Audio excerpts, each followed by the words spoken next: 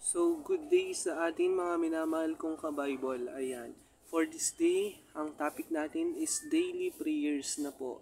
Ang ating unang panalangin or ang ating unang prayer is nakaparikil or nakapatungkol sa bawat students or estudyante na patuloy na nag-aaral sa gitna ng kahirapan ng kanilang buhay.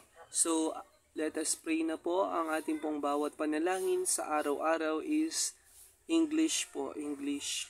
And for the copy po ng ating prayer for this day, you may PM me po para ma-send ko po yung original copy of this beautiful prayer. So let us start na po. In the name of the Father, and of the Son, and of the Holy Spirit. Amen. Prayer of a student.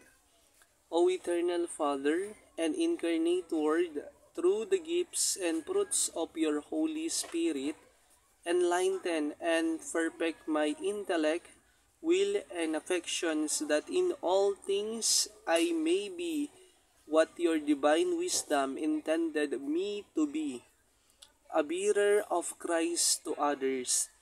Illuminate, therefore, my intellect with supernatural faith, strengthen my will with supernatural hope, and inflame my heart with your divine love.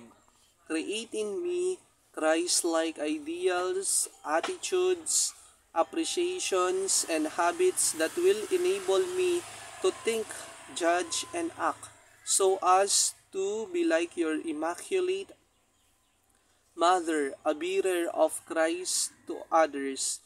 Give me the necessary skills and docility to earn an honest living. Give me prudence to direct and guide my understanding, justice to regulate my will in respecting the rights of others.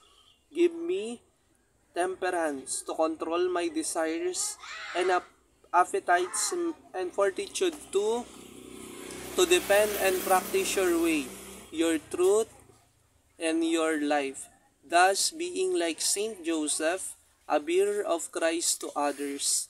Teach me to be honest, modest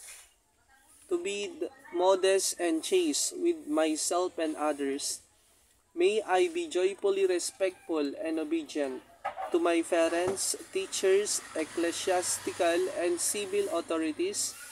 Thus, by your will, I grow in the stature of Christ, in wisdom and age, and be a bearer of Him to others.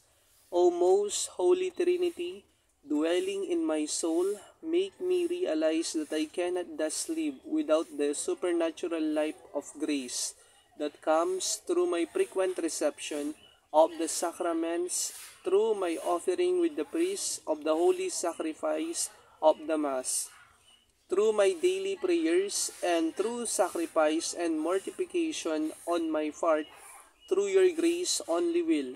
I, therefore, put on the image of Christ, so that through Him and with Him I shall advance the peace of Christ in the reign of Christ, and be an eternal bearer of Him to others. These beautiful prayers is from Richard Cardinal Cushing. So, in the name of the Father, and of the Son, and of the Holy Spirit. Amen. So, muli po, tatapos na po ang ating daily prayers. Laging tandaan sa lahat ng panahon, sa lahat ng pagkakataon, nariyan at kasama natin ang Panginoon.